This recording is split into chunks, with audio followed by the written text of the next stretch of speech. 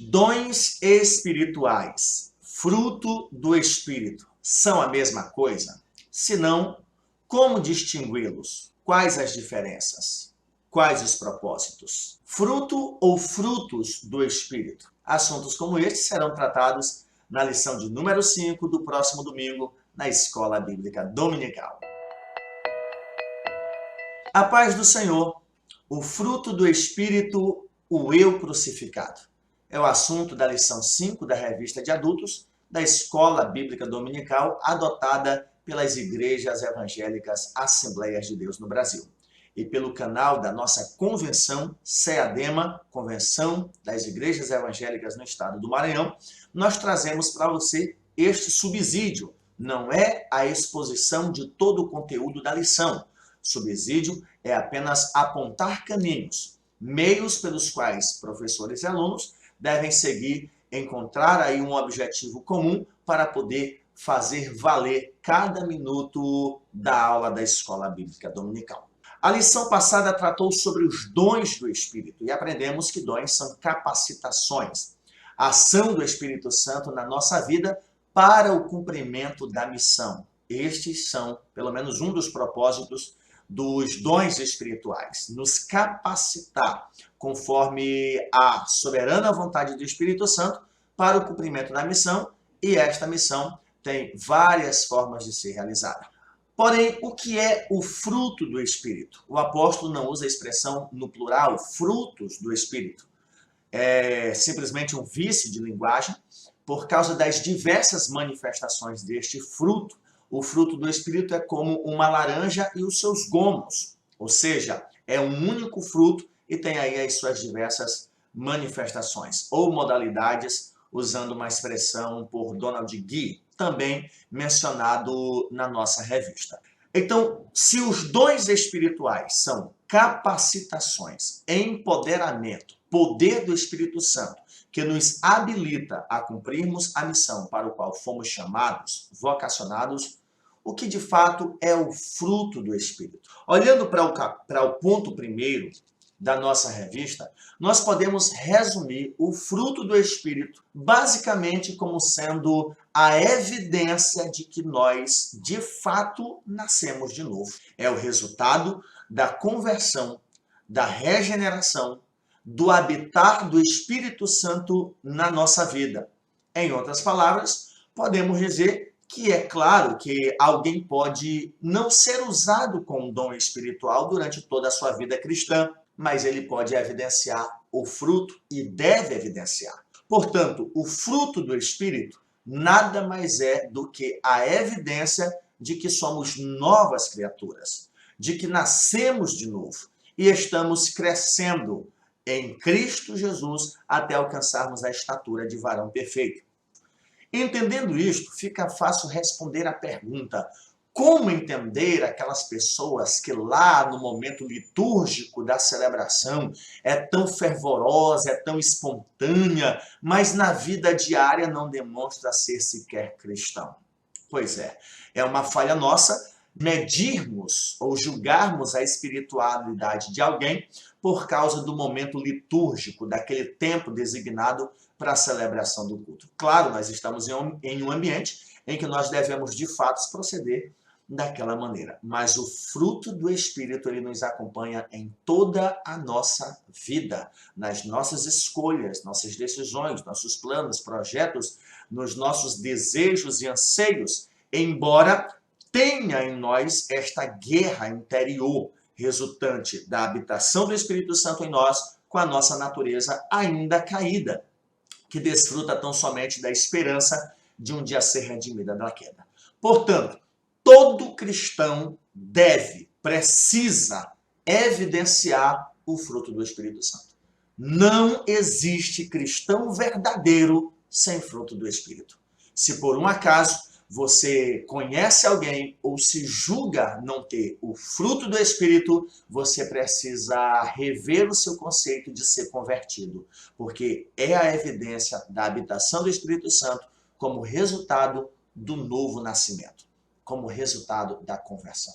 Você pode, por alguma outra razão, não evidenciar ou não manifestar através da sua vida o dom espiritual. Pessoas que, por exemplo, tomam a decisão de aceitar a Cristo no leito de morte. Pensemos em tantos outros que têm aí uma vida em que o ambiente da comunidade em que ele vive é tranquilo, é pacífico, não há necessidade, por exemplo, do Espírito capacitá-lo com dom de cura, porque não há enfermos com dons de operações de milagres, porque o contexto onde ele está inserido não exige essa necessidade. Porém, o fruto do Espírito deve ser evidenciado em todo e em qualquer lugar, em toda e em qualquer circunstância.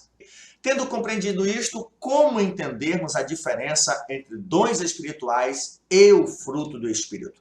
E então eu ofereço para você um material que nós geralmente utilizamos nos nossos cursos de introdução à teologia, com base em Gálatas capítulo 5, versículo 22, que diz: mas o fruto do Espírito é amor, gozo, paz, longanimidade, benignidade, bondade, fé, mansidão e temperança.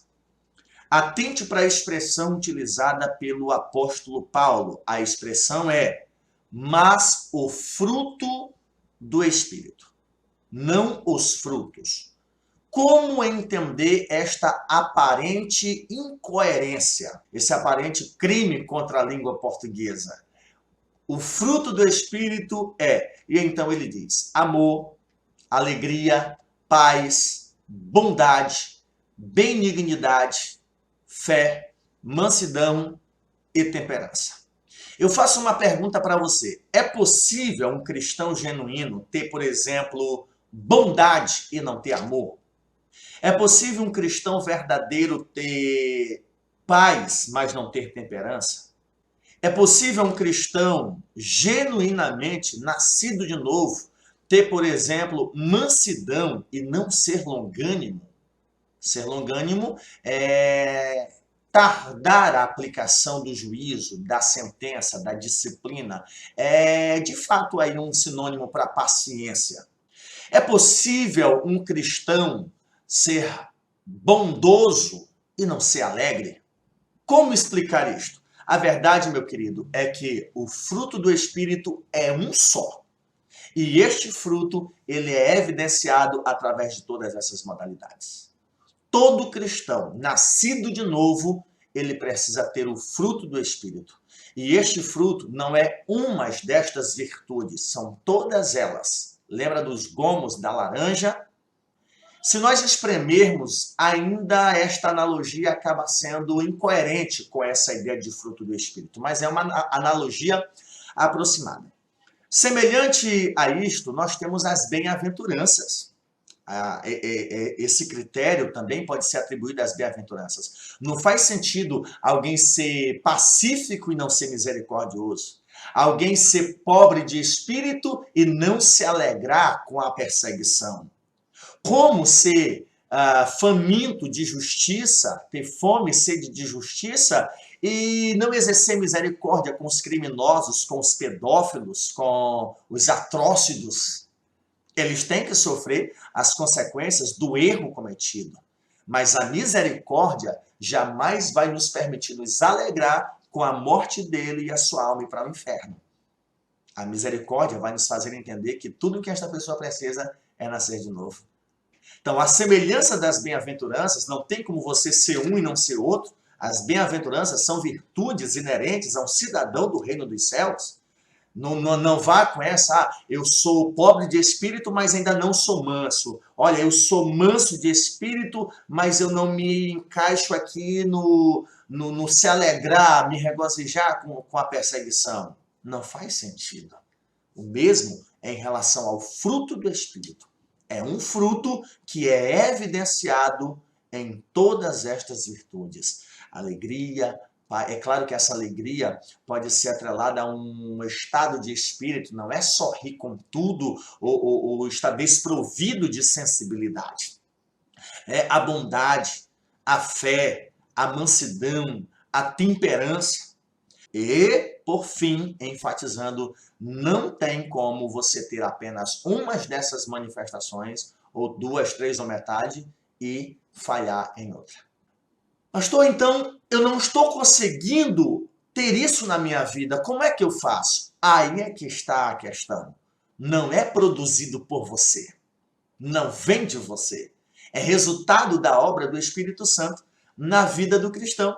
Para isso, nós precisamos entender a diferença entre os dons e o fruto. Os dons são, na verdade, relacionados ao que fazemos para Deus. Se os dons espirituais são capacitações, é um empoderamento, é um revestimento para o exercício da missão, já que o dom é aquilo que eu faço relacionado a Deus, o fruto do Espírito está relacionado ao que Deus faz por nós ou ao que Deus faz em nós. O Espírito Santo me dá o dom espiritual, me usa com o dom espiritual para eu fazer a obra de Deus. O fruto do Espírito é o que Deus faz em nós.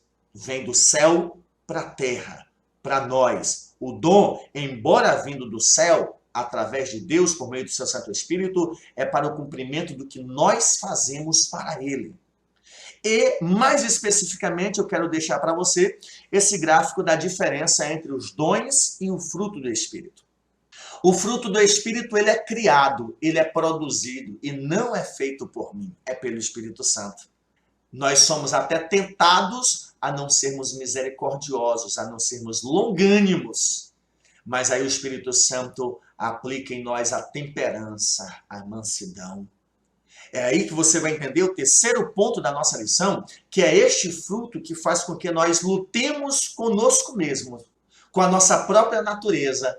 Paulo vai usar isso em Romanos 7, ao dizer da seguinte maneira: eu não entendo o meu próprio modo de agir. O querer fazer o bem está em mim, mas não é efetuar. Quando eu quero fazer o bem, o mal eu já pratiquei. No que diz respeito ao homem interior, no que diz respeito ao desejo da minha alma, o meu prazer está na lei de Deus. Mas, na prática, eu encontro essa guerra dentro de mim. Louve a Deus por essa guerra, por esse atrito.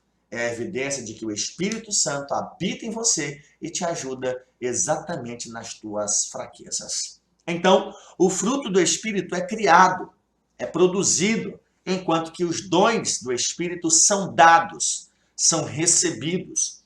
O fruto começa com a conversão.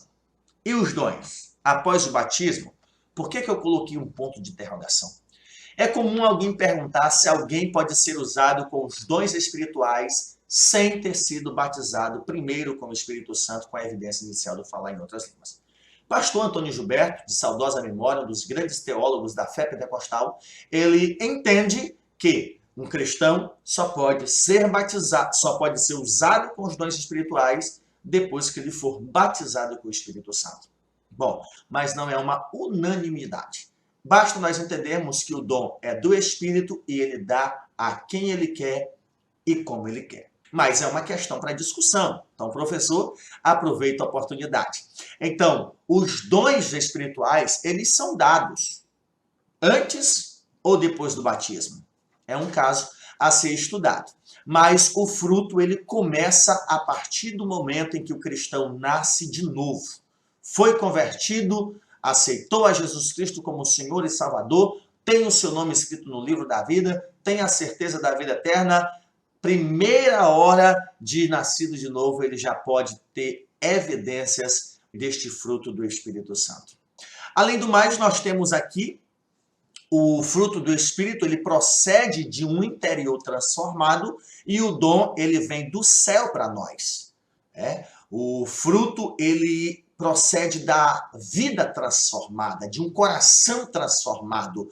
O que antes era ímpio, tinha prazer na prática da impiedade, hoje é justo, embora pecando, mas a sua reação é contrária à que ele tinha antes. O ímpio, ele tem prazer no mal que ele faz. O salvo, o justo, ele pratica o mal, às vezes porque quer e às vezes porque a própria natureza lhe impulsiona. Mas o que diferencia ele do ímpio é o seu sentimento em relação ao pecado que ele praticou. Pense num Caim da vida. ouviu Deus, se preocupou mais com a consequência do seu pecado e decidiu sair da presença do Senhor. Agora pense no adúltero Davi, que ainda hoje é lembrado assim. Agora compare a reação de Caim, um ímpio, com a reação de Davi. Leia os salmos de lamento de Davi. Leia especificamente o Salmo 51. Então, o salvo, ele peca. Ele não tem prazer no pecado que ele cometeu. Ele chora, ele se arrepende, ele vai aos pés do Senhor, porque o Espírito Santo, através do fruto, lhe leva a entender que ele não pertence mais ao mundo e não pertence mais ao príncipe das trevas, e por isso não deve mais ser induzidos pelos desejos da carne. Agora, isto é resultado de uma vida transformada. Não basta frequentar a igreja, não basta ser aluno da EBD, não basta ser membro ou ter um cargo. Precisa nascer de novo, ter o interior transformado. O fruto requer tempo para crescer. Ele vai sendo nutrido, desenvolvido, mas o dom do Espírito, ele não precisa de crescimento. Nós recebemos, somos usados com ele, o propósito é cumprido, mas o dom, ele requer tempo para crescer. O fruto do Espírito está relacionado ao que eu sou, relacionado ao nosso caráter, ao que eu sou, ao que nós somos. Já o dom está relacionado ao que nós fazemos para Deus, ao nosso serviço para Ele. O fruto do Espírito, ele não cessa. Não cessa. No céu, na eternidade, vamos continuar mansos, amáveis, alegres, em paz. Agora vai chegar o tempo em que os dois cessarão. Nós não somos cessacionistas, mas um dia seremos cessacionistas por acreditarmos que quando vier o que é perfeito, não haverá mais necessidade, por exemplo, de profecia, não haverá mais necessidade de curas, porque não há enfermidades, não haverá necessidade do exercício dos dons do Espírito, porque os dons do Espírito têm um propósito, nos capacitar para fazermos a missão. A eternidade, a missão já foi concretizada. Vamos desfrutar tão somente da recompensa do galardão. Por fim, o fruto do Espírito não se divide, é um só. Já os dons, eles são diversos e por isso eles são repartidos. Portanto, meu querido professor, meu querido aluno, isto é importante, porque o teu aluno pode questionar. Faça ele entender que o salvo, às vezes, pode não ser usado com o dom espiritual, embora o dom esteja à disposição, como promessa do Pai. Agora, embora nem todo cristão pode acontecer de não ser usado com o dom espiritual, mas todo cristão precisa evidenciar o fruto do Espírito Santo. E como saber se o fruto do Espírito Santo é evidenciado na minha vida? Aí é o terceiro ponto da nossa revista, que é exatamente o Espírito se opondo à nossa carne. Até porque quando Paulo trata deste assunto, ele vai falar em oposição às obras da carne. E o fruto do Espírito se opõe a tudo que é mal, a tudo que é contrário à vontade de Deus. Portanto, meu querido professor, bons estudos, que Deus te abençoe, te capacite. A você que é aluno, você não vai aprender tudo isto em 40, 50 minutos, 1 hora ou mais, porém, tenha certeza de uma coisa, o Espírito Santo habita em você, então você nasceu de novo. Há o sentimento de culpa, de vergonha diante do pecado que você cometeu? Isso é fruto do Espírito Santo. Ele habita em você. Há sentimento de vergonha pelo mal que você cometeu? Só quem sente isto é quem tem o interior transformado. Isto é evidência do novo nascimento. Que Deus te abençoe, um forte abraço e uma boa aula.